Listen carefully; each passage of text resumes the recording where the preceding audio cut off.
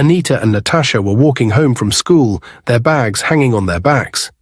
The sun was going down and people were rushing around, some going home and others setting up their small businesses for the evening. As they walked, Anita suddenly stopped. She saw a young beggar sitting on the ground, leaning against a wall. His clothes were old and torn, and his face looked tired and hungry. But something about him was different. He was not like the usual beggars. He was young and surprisingly very handsome. Anita felt sorry for him. "Let's help him," she said, opening her bag to take out some money. Natasha frowned. "Help who?" "Anita, do you know how many beggars are on the street? If you keep giving money to everyone, you will soon become a beggar yourself." "But he looks really hungry," Anita said softly. "And do we have extra money to waste?" Natasha asked. "Remember, our house rent is almost due." Anita stopped for a moment. Natasha was right. Their rent was not complete yet. The money she had was part of what they needed to pay. But something in her heart told her she could not just walk away. Ignoring Natasha's words, Anita bent down and put some money into the beggar's hand. "Here, buy something to eat," she said kindly. The beggar looked up at her in shock. "Thank you," he said in a weak voice. He stared at the money as if he could not believe someone had given it to him. Natasha shook her head. "You are too soft, Anita. People will use you one day." Anita smiled and stood up. "Let's go." As they continued walking, Natasha sighed loudly. "Now you don't have enough money for rent, all because you wanted to play Mother Teresa. What if that guy is just pretending?" Anita took a deep breath. "If he is pretending, that's between him and God. But if he is truly hungry, at least I helped someone today." Natasha rolled her eyes. "You are too nice. That's why people will keep taking advantage of you." Anita did not say anything. She knew Natasha was different from her. Natasha always pretended to be rich and told people that her parents lived abroad. But the truth was, her parents were in the village, just like Anita's parents. Natasha did not like people knowing the truth about her life. Anita and Natasha reached their small apartment, both feeling tired from the long day. As soon as they got inside, Natasha threw her bag on the floor and turned to Anita with a serious face. "Anita, give me your part of the rent," she said, folding her arms. Anita looked down, feeling a little nervous. "I don't have it right now," she said softly. "Don't worry, my parents will send me money next month, and I will pay you back." Natasha's eyes widened in anger. "Are you joking, Anita? I can't continue like this. Every time I'm the one helping you, saving you, and look at how foolish you are. You gave your money to a total stranger, a beggar. What if he was lying? What if he just sits there every day, waiting for kind-hearted people like you to throw money at him while he does nothing?" Anita took a deep breath. "It's okay, Natasha. You don't have to talk about people like that. You don't know what he has been going through." Natasha shook her head. "I don't care, Anita. I really don't. That beggar should go and work and stop being lazy. Everybody has problems, but you don't see all of us sitting on the street begging for money." Anita sighed. "Not everyone is as lucky as us, Natasha. Some people really have no choice." Natasha laughed bitterly. "Lucky? Anita, you call this lucky? We are struggling to pay rent.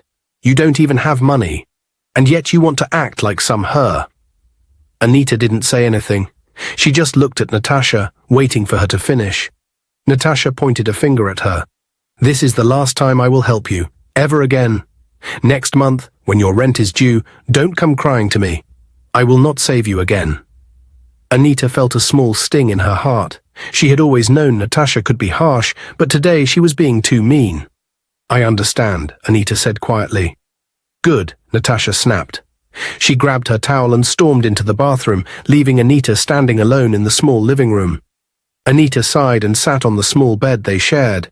She knew she had made things difficult for herself, but deep in her heart, she didn't regret helping the beggar. The next day, Anita woke up early. She still felt bad about her fight with Natasha, but she didn't want to think about it too much. After getting ready for school, she packed some food in a small plastic bag. It wasn't much, just some rice and beans from what was left in their tiny kitchen. As she walked to school, she kept looking around until she reached the same street corner where she had seen the beggar the day before. Her heart felt warm when she saw him still sitting there, The moment the young man saw her, his eyes lit up. He sat up quickly, looking at her with surprise. "You came back?" he asked. Anita smiled and handed him the food. "Yes, I brought you something to eat." The beggar's hands trembled slightly as he took the food from her. "Thank you so much," he said, his voice full of gratitude. "You don't know what this means to me." Anita sat down on a nearby rock as she watched him eat. He ate slowly, as if he didn't want to finish the food too fast. She could tell he had not eaten properly in a long time. After a few minutes, the young man wiped his mouth and looked at Anita with a small smile. "My name is Matthew," he said. "I'm an orphan." Anita felt a sharp pain in her heart. "I'm so sorry, Matthew. That must be really hard." He nodded. "It is. I lost my parents when I was little. I grew up in an orphanage, but when I turned 18, I had to leave. Since then, life has been tough. I've tried to find work, but nobody wants to hire someone like me. So I ended up here." Anita's eyes softened. "That's really sad," she said. "I wish I could do more to help you." Matthew smiled. "You have already done a lot. Yesterday you gave me money. Today you brought me food. You're the first person in a long time who has treated me like a human being." Anita looked down, feeling shy. "I don't have much, Matthew, but I can bring you food whenever I can." Matthew's eyes filled with gratitude. "That is more than enough. Thank you, Anita."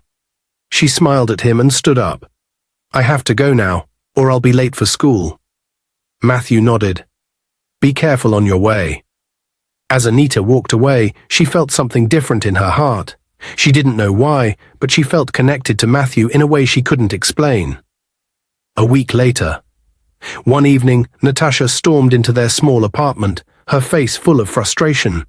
She threw her bag on the table and opened the kitchen cupboard.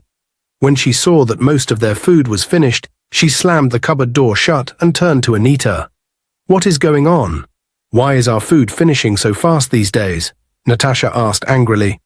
Anita, who was sitting on the bed, looked up calmly. "We ate it, Natasha. That's why it finished."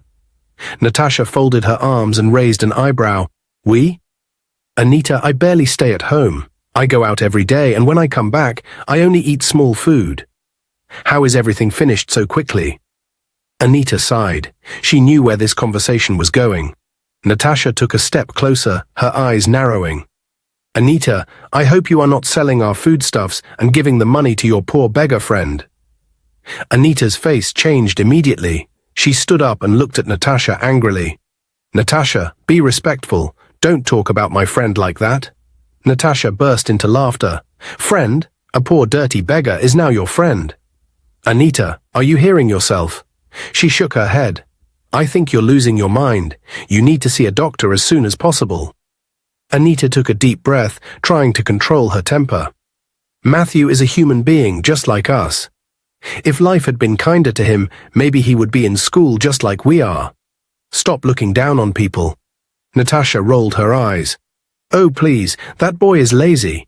He should go and find work instead of sitting on the street, waiting for girls like you to pity him." Anita ignored her and went to sit back on the bed, but Natasha wasn't done. She sat beside Anita and lowered her voice. "Since you have no money," Natasha said, "there's something we can do." Anita looked at her suspiciously. "What is it?" Natasha smiled. "Let's go and see Chief. He likes young girls like us. If we go to him, he will give us anything we want. Money, food, clothes, provided we do whatever he says." Anita's eyes widened in shock. "Never. I will never be involved in your dirty business. Never." Natasha scoffed. "Dirty business? Anita, you are suffering. You can't pay your rent, you don't have food, and now you are crying over a beggar. Wise up. Chief will take care of us." Anita shook her head firmly. "I am from a Christian home. I will keep myself for my future husband." Natasha threw her head back and laughed. "Mother Mary, oh please, Anita, don't be a fool. Open your eyes. Look around you. Girls are making money every day, and here you are suffering because of useless pride." Anita said nothing. Natasha smirked. "You are missing out, my dear. But don't worry, I will enjoy for both of us." She stood up, picked up her phone and started typing, probably messaging Chief. Anita just sat there, her heart heavy.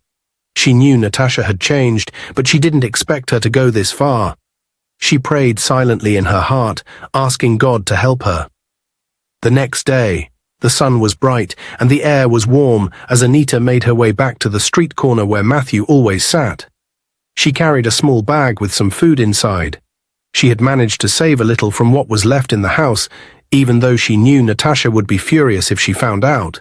When she arrived, she saw Matthew sitting in his usual spot, looking deep in thought. The moment he saw her, his face lit up with a smile. "You came back," Matthew said, sitting up straight. Anita smiled and handed him the bag of food. "Of course, I told you I would bring you food whenever I can."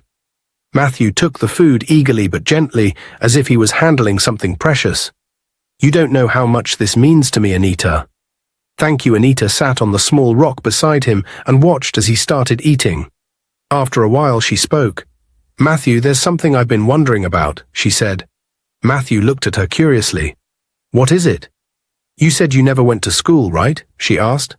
"Yes," Matthew nodded. "Then how come you speak so well?" Anita asked. "You sound like someone who has been educated." Matthew smiled. "I just listen to people when they talk. I pick words from random passers-by and learn how they speak. I'm a fast learner." Anita was impressed. "Wow, that's amazing. Not many people can do that." Matthew chuckled. "Well, when life forces you to survive, you learn quickly." Anita looked at him closely. She had never met a beggar like him before. He was different. He had confidence in the way he spoke, and his eyes held a kind of intelligence that made her curious. "Where do you live?" Anita asked suddenly. Matthew swallowed the last piece of food and wiped his mouth. "I stay in an uncompleted building," he said simply. Anita gasped. "What? That's dangerous." Matthew laughed. "Dangerous? Don't worry about me, Anita. I'm a fighter, a warrior. No one can harm me." Anita couldn't help but laugh too. "A warrior, you say? And what battles have you fought?" she teased. Matthew grinned. "Plenty. I fight hunger every day. I fight the cold at night. I fight people who try to steal from me. And guess what? I always win." Anita shook her head, smiling. "You are funny, Matthew." Matthew shrugged playfully. "You have to be strong in this life. If not, people will walk all over you." Anita sighed. "How I wish I could help you." Matthew reached out and gently tapped her shoulder. "You are already helping me, Anita. Every time you bring me food, you give me hope. That is more than enough." Anita felt a warmth in her heart. She didn't know why, but being around Matthew made her feel something she couldn't explain. He was poor, homeless, and struggling, but he had a strength that even rich people didn't have. At school, Natasha sat with two girls under a shady tree, enjoying their company as they talked. She loved moments like this, where she could make herself feel more important than she really was. "You girls don't understand," Natasha said with a proud smile. "I chose to be in this school. My parents wanted me to go to a private university abroad, but I refused." One of the girls gasped. "You refused? Why would you do that?" Natasha sighed, acting as if it was nothing. "I just wanted to experience life here. I wanted to be independent. My parents were not happy about it, but in the end they let me be." The second girl shook her head in amazement. "Wow, that must have been a big decision." Natasha smiled. "Of course, but don't think they abandoned me. They still take care of me.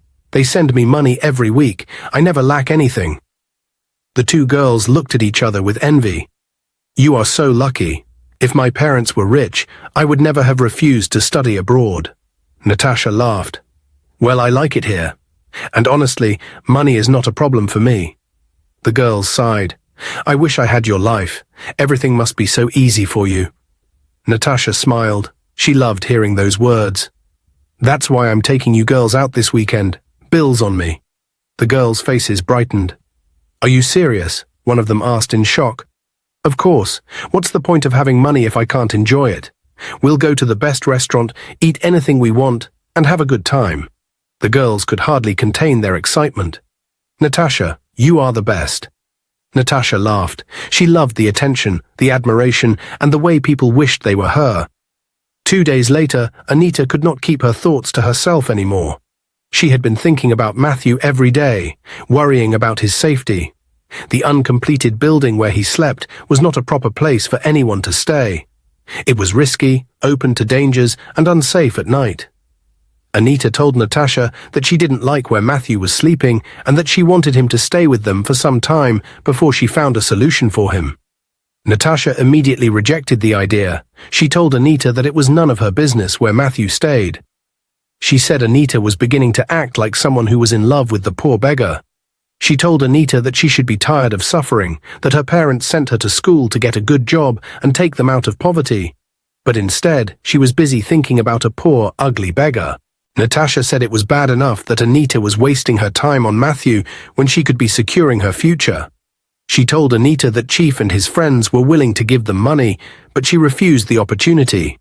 Anita told Natasha that she was talking nonsense. She said she would never go down Natasha's wayward lifestyle and that she was not falling in love with Matthew. She said even if she did, it was not Natasha's business because she owed her nothing. Anita warned Natasha to be careful with the old men she followed and to stop living a fake life. Natasha said Anita could not tell her how to live her life and that she should focus on herself. She said she wanted nothing to do with Anita's decisions and that she would not live in the same house with a beggar. Anita had already made up her mind. She was going to help Matthew, no matter what Natasha thought about it. A few days later, Matthew was in the hospital. He had been attacked by some men who tried to rob him of the little money he begged for earlier that day. They beat him up, kicked him to the ground, and left him in pain. A kind stranger found him unconscious and rushed him to the hospital. Anita heard about it and rushed to see him. She was worried. When she entered the hospital room, she saw Matthew lying on the bed, looking weak. His face had a few bruises, and his arm was bandaged. She quickly turned to the doctor. "Doctor, how is he? Will he be okay?" The doctor smiled. "Don't worry, he is fine. He only has minor injuries. But young lady, this young man needs to find a better place to stay. The streets and uncompleted buildings are not safe. If he continues living like that, things like this will keep happening." Anita turned to Matthew. "Did you hear that? You need to leave that place. It's not safe for you." Matthew sighed. "I know, Anita. But where do you expect me to go? I have nowhere." Anita took a deep breath. "Come home with me." Matthew shook his head immediately. "No, Anita. I know Natasha will never allow it. And your room is already too small for both of you. I don't want to put you in trouble." Anita was firm. "Forget Natasha. This is my decision. And as for the space, we will manage. I can't leave you out there again. You almost lost your life, Matthew. What if next time it's worse?" Matthew looked at her, unsure. "Anita, you don't have to do this for me. You have already done enough." Anita shook her head. "I have made up my mind. You are coming home with me, and that's final." Matthew hesitated, but he saw the determination in her eyes. He knew she wouldn't take no for an answer. After a moment, he sighed. "Okay, Anita, if you insist, I will come with you." Anita smiled in relief. "Good. Let's go home." Anita and Matthew finally arrived home. It was late in the evening and the streets were quiet. As they entered the small apartment, Anita felt relieved. At least for now, Matthew had a roof over his head. Just as they settled in, Anita's phone rang. It was Natasha. She hesitated before answering. "Hello, Natasha," Anita said. Natasha's voice came through the phone, sounding excited. "Anita, I just wanted to let you know I traveled. I'll be back in 5 days." Anita was surprised. "You traveled? To where?" Natasha laughed. "You know me, my dear. I have places to be and people to see. Don't miss me too much." Anita rolled her eyes. "Okay, safe journey." Natasha didn't ask anything about the house or if Anita was okay. She just ended the call, saying she would see her in 5 days. Anita put her phone down and turned to Matthew. "That was Natasha. She traveled. She won't be back for 5 days." Matthew nodded. "That's good. At least I won't have to deal with her insults for now." Anita smiled. "Exactly. For the next 5 days, you can have some peace." Matthew sighed in relief. "Thank you, Anita. I don't know how to repay you."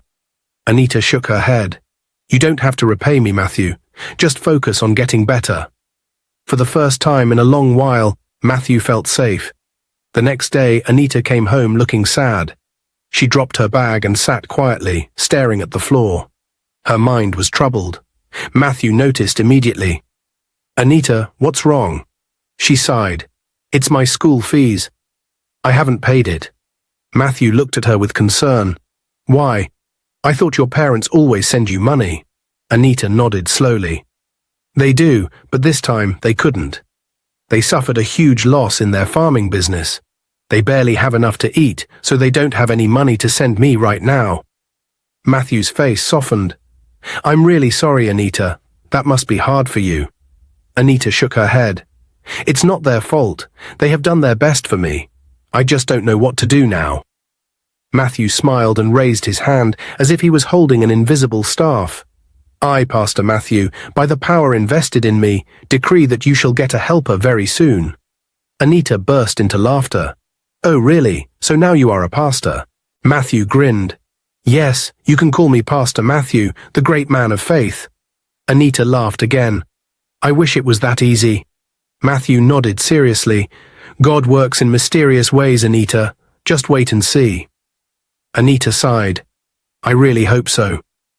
The following day, Anita went to school, still worried about her fees. She planned to go to the finance office and ask for more time to pay. But when she got there, something unexpected happened. The staff at the finance office looked at her and smiled. "Anita, you don't need to worry about your school fees." She was confused. "What do you mean?" They checked their records and told her, "Your school fees have already been paid." Anita's eyes widened in shock. "Paid? By who?" The staff shook their heads. "We don't know, but everything is settled. You owe nothing."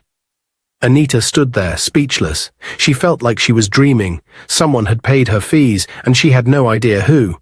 Without wasting time, she ran home, her heart racing with excitement. The moment she entered the house, she shouted, "Matthew, my school fees have been paid." Matthew smiled calmly. "I told you, Anita, God works in mysterious ways." Anita sat down, still in shock. "I don't understand. I don't even know who did it." Matthew folded his arms. "Do you still doubt Pastor Matthew?" Anita laughed. Okay, you win. Indeed, you are a true man of God." Matthew grinned. "I told you, when Pastor Matthew speaks, things happen." They both laughed, but deep inside, Anita couldn't stop thinking about it. Who had paid her fees?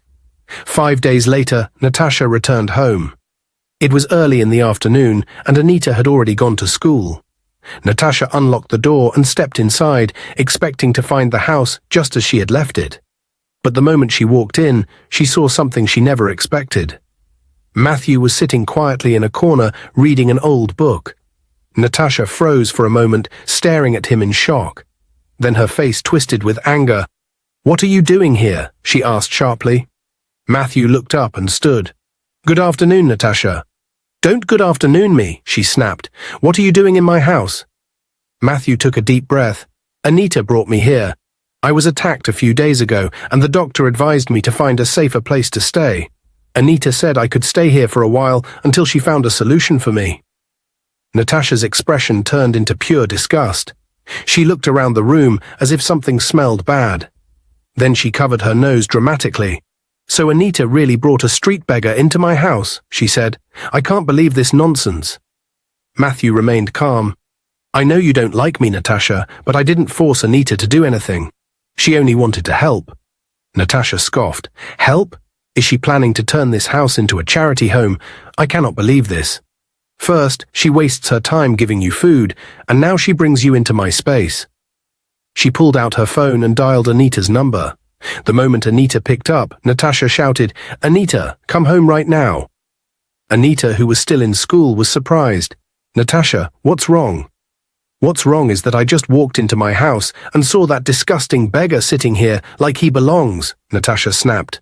"Anita, you have 5 minutes to get here and take him out before I do it myself." Anita's heart started beating fast. She knew this was going to happen, but she had hoped to explain everything to Natasha properly. "I'm on my way," Anita said quickly and ended the call. She quickly grabbed her bag and rushed out of the lecture hall, ignoring the curious stares of her classmates. As she made her way home, she could already imagine the storm waiting for her, and she was ready to face it. Anita rushed home, her heart pounding. She knew Natasha was angry, but she had to try and calm her down. The moment she opened the door, Natasha turned to her sharply. "Anita, what is wrong with you? How could you bring this beggar into our house without telling me?" Anita took a deep breath. "Natasha, please listen to me." Natasha folded her arms. "Listen to what? That you've turned our home into a charity center. Do you know how embarrassing this is?" Anita stepped closer. "Natasha, I understand why you are upset, but please just think about it. Matthew has nowhere to go. He was attacked before, and if I send him back out there, what if something worse happens? I know you have a strong heart, but deep down I also know you will not be happy with yourself if he leaves here and something terrible happens to him." Natasha sighed loudly. "Anita, I don't have time for all this emotional talk. I don't care about him. This is not our problem." Anita continued, "But Natasha, what if it was you? What if you lost everything and had nowhere to go?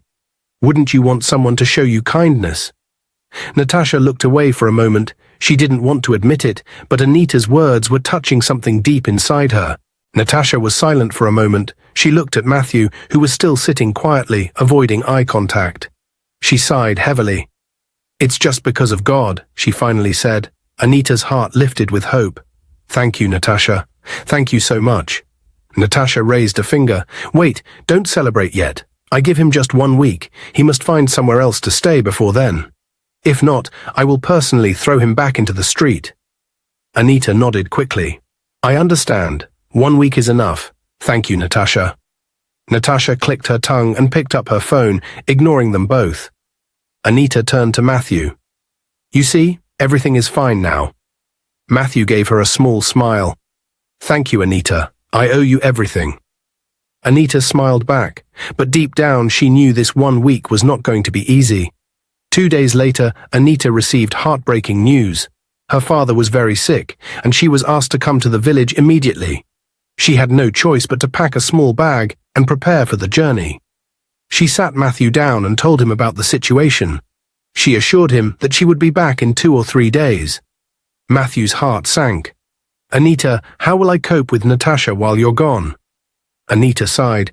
"I know it won't be easy, but just stay out of her way. I will be back soon." Matthew didn't like the idea of staying alone with Natasha, but he knew Anita had no choice. He wished he could go with her, but she refused. "Matthew, I will be fine. My father needs me right now," Anita said. Matthew finally agreed. He walked with her to the travel bus park, carrying her small bag. Before she boarded, he looked at her one last time. "Be careful, Anita," he said. "I will," she replied. "Take care of yourself." Matthew watched as the bus drove off. He felt uneasy, but he had no choice but to return home. When Matthew got home, he was surprised to find Natasha waiting for him with a strange smile on her face. She was leaning against the door, watching him closely. For a moment, Matthew was confused. This was not the Natasha he was used to. "You know, Matthew," Natasha said, her voice unusually sweet, "I never knew you were this handsome." Matthew narrowed his eyes. "What are you talking about?" Natasha stepped closer. "Anita has really done a good job on you. You don't look like the dirty beggar she picked from the street anymore." She paused, then smiled. "But I can do much better." Matthew frowned. "What do you mean?" Natasha tossed her hair and smiled. "I am more classy and wealthy, unlike your Anita, who is from a poor background. She has nothing. But me, I can change your life." Matthew's face darkened. "Natasha, what are you trying to say?" Natasha laughed softly. "Come to me, Matthew. Let's have fun. Let me show you what real enjoyment looks like." Matthew's expression turned into pure disgust. "Number never. You, Natasha, the same person who sleeps with almost all the wealthy men in this town. You think I haven't heard the stories about you?" Natasha's smile disappeared. Matthew continued, "You are someone who will do anything for money, and you stand here talking about wealth. I also know your parents are very poor and struggling in the village. Stop living a fake life, Natasha." Natasha's face twisted in anger. "How dare you talk to me like that? I was only trying to help your miserable life. I was even ready to manage you, but you are too dirty and ugly for me anyway." Matthew chuckled. "I'm ugly, yet you are here begging me to have fun with you. Natasha's eyes burned with rage. I know that foolish Anita told you all these things about me. I will deal with her when she returns. Matthew shook his head. She never told me anything. The walls have ears, Natasha. Change your ways before you get one bad sickness one day. Natasha clenched her fists. Enough. I've had enough of you. Get out of my house this minute. Matthew grabbed his small bag and slung it over his shoulder. I don't care. I was leaving anyway. Without another word, he walked out, leaving Natasha standing there, breathing heavily in anger. She had lost control of the situation, and that made her furious. That night, as Anita sat outside her family's small village house, enjoying the cool evening air, her phone rang. She checked the screen and saw Matthew's name. She answered immediately. Matthew, how are you? How is everything? Matthew sighed. Anita, I need to tell you something. Anita's heart skipped a beat. What is it? Matthew wasted no time. He told her everything. How Natasha had smiled at him strangely, how she had suddenly started calling him handsome, and how she tried to convince him to be with her instead of Anita. He repeated every word she said, including how she insulted Anita, saying she was from a poor background and not good enough for him. By the time he finished, Anita was furious. That shameless girl. After all the things she said about you, she had the guts to try and get you for herself. Matthew sighed. She thought I would fall for her because she claims to be rich and classy. But when I refused, she insulted me and told me to leave. Anita shook her head. That girl has no shame. But I'm not surprised. I knew she was capable of anything. Matthew hesitated for a moment before saying, Anita, how is your father? Have you seen him? Anita sighed. That's what I wanted to tell you. My father was never sick. Matthew was confused. What? Anita sighed again. My parents just missed me. They wanted me to come home and see them, so they made up the story to make sure I traveled. Matthew chuckled. Wow, so you came all the way for nothing. Not for nothing, Anita said. I got to spend time with them, and they are happy to see me. But I'll be coming back tomorrow. I can't stay here when Natasha is trying to turn my life upside down. That's what I wanted to talk to you about, Matthew said. You know she will throw you out the moment you return, right? Anita scoffed. Let her try. She can't scare me. I know you're strong, Anita, Matthew said, but listen, I found a job. Anita's mood changed instantly. What, Matthew, you found a job? Yes, Matthew said proudly. I am now working as a security man for an old couple. They are kind people, and they even gave me the boys' quarters at the back of their house to stay in. Anita's face lit up with joy. Matthew, this is amazing news. Finally, you have a job. Wait, there's more, Matthew said, sounding excited. Guess what? What? Anita asked, eager to hear. I told them about you. I explained my situation and everything you have done for me. And guess what? They agreed that you can come and stay with me. Anita gasped. Are you serious? Yes. They said you seem like a good person, and they are willing to let you stay. So when you come back, you don't have to worry about Natasha throwing you out. Anita felt tears of joy in her eyes. Matthew, this is the best news I've heard in a long time. I can't wait to come back so we can celebrate. Matthew laughed. You better come quickly before Natasha burns all your clothes in anger. Anita laughed too, feeling happier than she had in days. She had left the city with nothing but worries, but now she was returning with a fresh start. Anita arrived home early in the afternoon, her heart pounding in her chest. She had made up her mind. She was leaving Natasha's house for good. She knew there was no need for an argument or explanation. Natasha had already shown her true colors, and Anita had no intention of begging for a place where she was no longer welcome. The apartment was quiet when she entered. Natasha was not around, which was a relief. Without wasting time, Anita quickly gathered her few belongings, folding her clothes neatly into her small travel bag. She took a deep breath, looked around the room one last time, and then quietly walked out, shutting the door behind her. She knew that once Natasha found out she had left, she would be furious. But Anita no longer cared. Her life was moving forward, and Natasha was now just part of her past. When Anita arrived at Matthew's new workplace, she stopped in shock. The house in front of her was not just big, it was a mansion.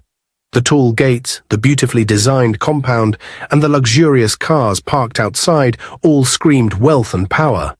She turned to Matthew in disbelief. "Matthew, this is where you work?" she asked, still trying to process everything. Matthew smiled. "Yes, Anita." Anita shook her head. "How did this happen? Just a few days ago, you were struggling to find a place to sleep, and now you're working in a place like this." Matthew chuckled. "Let me tell you what happened." He took a deep breath and explained. "The day Natasha chased me out, I was walking on the road with nowhere to go. I was tired, hungry, and frustrated. I sat in a corner, crying, not knowing what to do. Then a car stopped in front of me. A man stepped out and asked me why I was crying. Anita listened attentively. Matthew continued, "I told him everything. How I lost my parents, how I had been struggling on the streets, how Anita took me in, and how Natasha eventually threw me out. The man listened to me patiently and then asked me a simple question. 'Do you want to work?' Matthew smiled as he remembered that moment. I said yes immediately, and just like that, he offered me a job as a security guard. He brought me here, introduced me to his wife, and told me I could stay in the boys' quarters."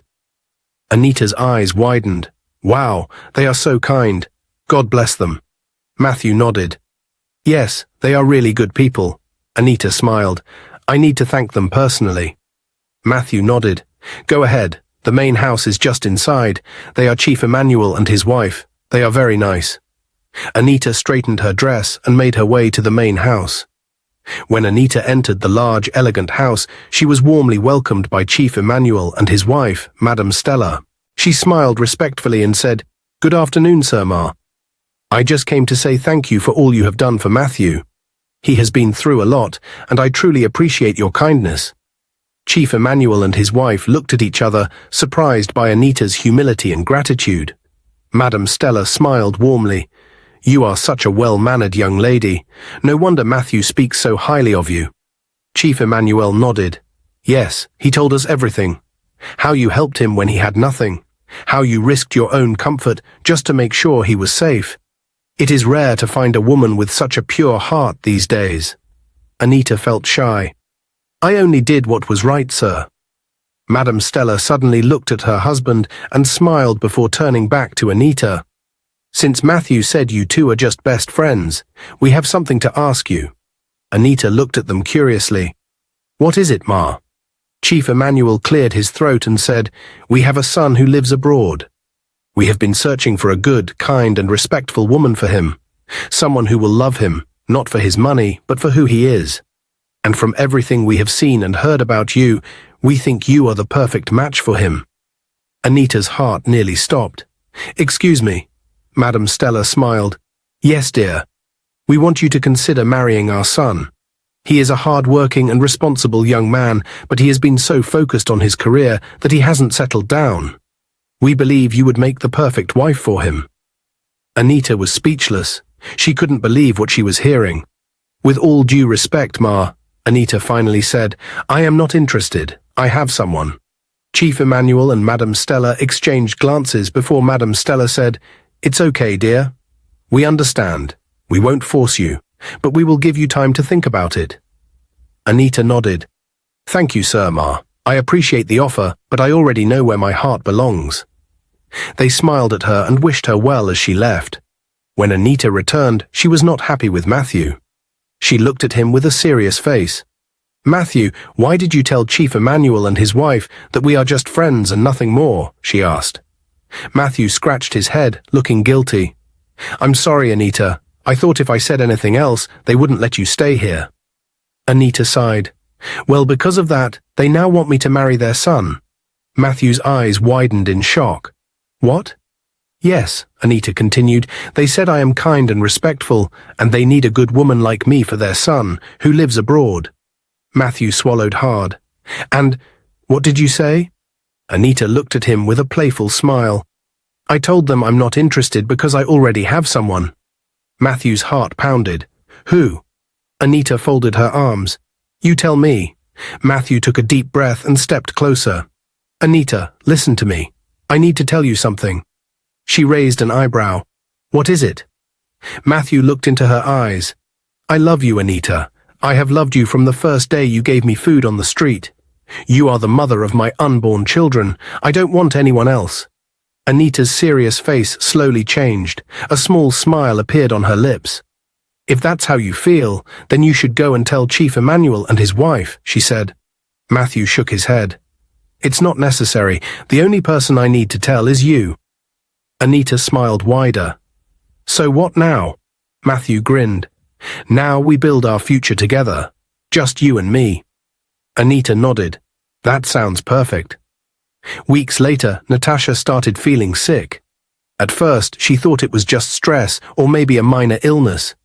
She ignored it, thinking she would feel better with time. But as days passed, her condition got worse. She felt weak all the time, had frequent fevers, and lost her appetite. One afternoon, she decided to go to the hospital. After running some tests, the doctor sat her down and gave her the shocking news. Miss Natasha, the doctor said, looking at her with pity, your test results are out. I'm sorry to inform you that you are HIV positive. Natasha felt like the ground had opened up beneath her. Her whole body went numb. No, that's not possible, she whispered. The doctor sighed. I know this is hard to accept, but we need to start you on treatment immediately. Right now, it's 50-50 for you. Natasha's hands trembled as she held her head. Doctor, what do you mean 50-50? The doctor looked at her with concern. It means your immune system is already weak. You should have come earlier. With proper treatment, you can still live a long life, but we need to act fast. Tears rolled down Natasha's face. She thought about all the men she had been with, all the times she ignored Anita's warnings. Regret hit her like a heavy rock.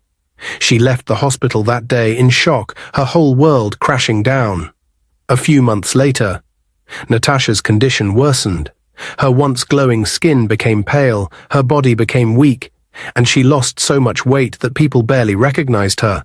She could no longer hide the truth. One evening, she had a severe attack and was rushed to the hospital. She was in unbearable pain, crying and struggling to breathe. The doctors did everything they could, but her condition was critical. In her weakest moment, Natasha turned to her mother, her voice barely above a whisper. Mama, please, call Anita, she pleaded, her breathing heavy. Her mother's eyes filled with tears. Anita. Natasha nodded weakly. Please, I need to see her. Her mother hesitated for a moment, then picked up her phone and dialed Anita's number. Anita was at Matthew's quarters, helping him clean, when her phone rang. She wiped her hands and picked up. Hello? The voice on the other end was shaky. Anita, it's me, Natasha's mother. Anita immediately felt uneasy. Mama Natasha, what's wrong? Her voice cracked. It's Natasha. She's in the hospital. Please come quickly. Anita's heart pounded. Hospital? What happened? She has been sick for months. She didn't tell you. Anita's breath caught in her throat. No, I had no idea. Please come, her mother begged. She keeps asking for you. Anita didn't waste another second. She grabbed her bag and ran outside. Matthew tried to stop her, asking what was wrong, but she was too shaken to explain. She took the first taxi to the hospital, her hands trembling the whole way. When Anita arrived at the hospital, she rushed into the ward. The moment she stepped inside, her heart broke into pieces. Lying on the hospital bed was Natasha, but she looked nothing like the Natasha Anita once knew. Her once glowing skin was now pale and weak. She had lost so much weight that her bones were visible. Tubes were connected to her hands, and her breathing was slow and painful. Anita covered her mouth, tears already falling from her eyes. She moved closer and sat beside the bed, holding Natasha's frail hand. Natasha, her voice cracked. Oh my God, look at you. Natasha slowly opened her eyes and saw Anita. A single tear slipped from the corner of her eye. Anita, you came, she whispered. Anita wiped her tears. Of course I came. Natasha, what happened to you? Natasha sobbed weakly. I should have listened to you. I should have listened, Anita. Anita shook her head, her chest tight with emotions. I warned you, Natasha. I told you to stop sleeping with all those men, but you didn't listen. Now look where you are. Natasha cried harder. I was foolish, Anita. I thought money and pleasure were everything. But now, I have nothing left. Anita squeezed her hand. I wish I could do something to help you. Natasha looked into Anita's eyes, her own filled with regret. Pray for me, Anita. Pray that God forgives me. Anita nodded as tears streamed down her face. I will, Natasha, I will. Natasha's mother stood in the corner, weeping silently. She looked at Anita with deep pain. She always spoke about you, Anita, even when she was sick. She regrets everything. Anita bowed her head, still holding Natasha's weak hand. She closed her eyes and began to pray, her voice filled with emotion. As she prayed, Natasha closed her eyes too, tears rolling down her cheeks. She had made so many mistakes, but now all she wanted was one last chance. Anita arrived home after an emotional visit to the hospital. Her heart was heavy with everything that had happened with Natasha. She wanted to talk to Matthew, to tell him about the heartbreaking moment she had just experienced. But when she entered the boys' quarters, Matthew was nowhere to be found. She looked around, confused. Matthew, she called out. No answer. She quickly took out her phone and dialed his number. The call connected and Matthew's voice came through. Anita. Anita sighed in relief. Where are you? I just got home and I can't find you. I'm in the main house, Matthew said. Anita frowned. The main house? What are you doing there? Matthew chuckled. Just come. You need to see this yourself. Anita was even more confused. Why would Matthew be in the main house? She hurried across the compound and into the mansion. When she stepped inside, her heart nearly stopped. Standing in the middle of the living room was Matthew. But not the Matthew she knew. He was wearing an expensive suit, looking clean, sharp, and unrecognizable. His usual simple look was gone, replaced by the image of a wealthy, confident man. Anita's mouth fell open. Matthew, what is this?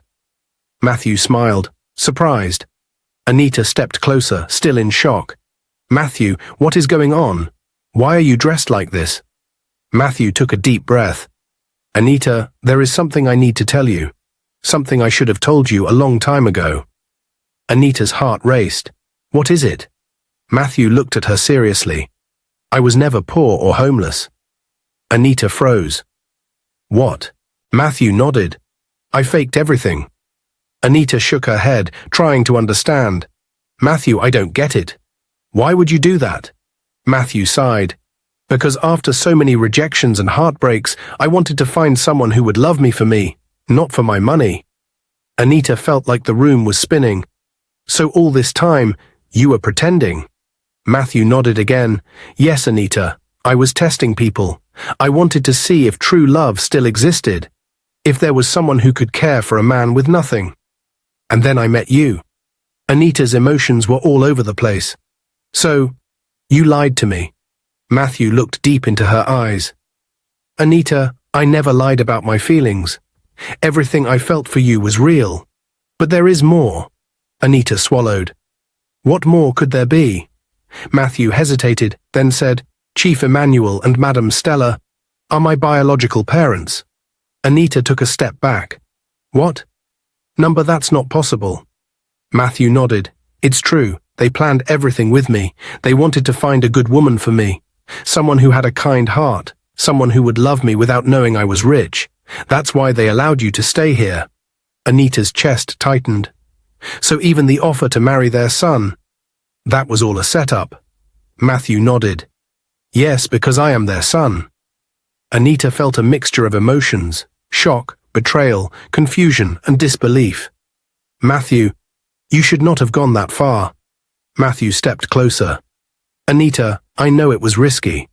But if I hadn't done this, I would never have found you. You are the most selfless, kind, and loving person I have ever met. You didn't help me because you thought I could give you anything. You helped me because you have a good heart. Anita stared at him, her eyes filling with tears. Matthew, this is too much for me to process. Matthew gently took her hands. I know, and I am sorry for everything. But I need you to know something. Anita looked up at him. Matthew got down on one knee. Anita gasped as Matthew pulled out a small, beautiful ring from his pocket. Anita, he said softly, from the moment I met you, I knew you were different. You cared for me when I had nothing. You stood by me when no one else did. You are the woman I want to spend the rest of my life with. Will you marry me? Tears rolled down Anita's cheeks. She had dreamed of love, but she never expected something like this. Everything she thought she knew had changed, but one thing remained the same: her love for Matthew. She smiled through her tears. Yes, Matthew, I will marry you. Matthew slipped the ring onto her finger, and applause filled the room as Chief Emmanuel and Madame Stella walked in, smiling proudly. Madame Stella hugged Anita. Welcome to the family, my dear. Chief Emmanuel patted Matthew on the back. You have made the right choice, son. Anita wiped her tears. I can't believe this is real. Matthew smiled. Believe it, my love. This is just the beginning. Months later, Anita and Matthew had a grand wedding. It was a day filled with love, laughter, and joy. People who once looked down on Anita now admired her. She had found love in the most unexpected way. And as she stood beside Matthew, looking into his eyes, she knew that she had made the best decision of her life. Because in the end, love was never about money, status, or appearances. It was about the heart. And Matthew had found the one who truly loved his. Dear viewers, what lessons did you take away from this dramatic tale? We'd love to hear your thoughts in the comments below. If you enjoyed the story, give us a thumbs up, share it with friends, and hit that subscribe button. Don't forget to turn on notifications so you never miss out on our latest updates. Thanks for watching and stay blessed.